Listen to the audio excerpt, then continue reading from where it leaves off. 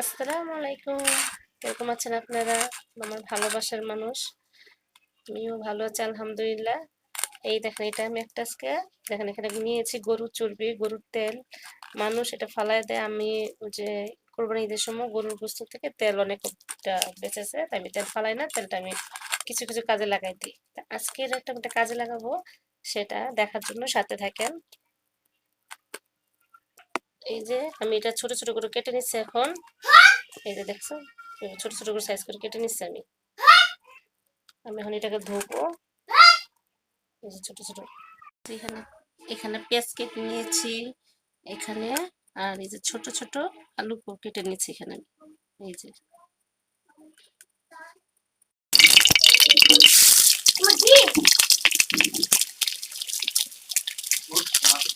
আমি এখানে পেঁয়াজ দিয়েছি, আর দারচিনি, গোলমরিচ, আলগুড়া, তেজপাতা দিয়েছি।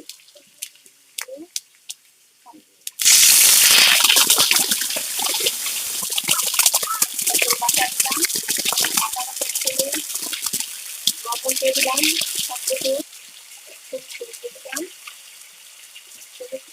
দিলাম, দিলাম। আমি মশলাটা ভালো করে ধুয়ে কষে দেব।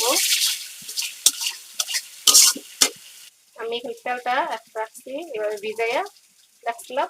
এই যে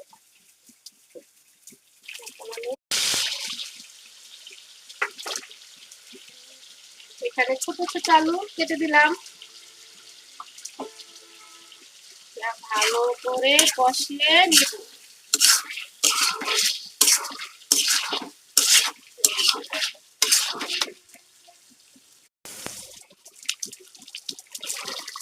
দিয়ে দিলাম এই যে ছোলা বুট, এই যে এই বুটটা দিয়ে খেতে, যখন আপনারা মুড়ি খাবেন, মুড়িতে মাথায় খেতে খুব অনেক ভালো লাগে, অনেক স্বাদ লাগে। একবার আপনারাও এইভাবে ট্রাই করে দেখবেন, খুব ভালো হবে। কিরকম স্বাদ লাগে এটা অবশ্যই আপনারা কমেন্টে জানাবেন। একবার আপনারা নিজেরা বাসায় ট্রাই করে দেখেন। আমি ভালো করে কষাবো, কষায়া একটু পানি দিতে থাকবো, মানে পরে আমার রান্না হয়ে যাবে।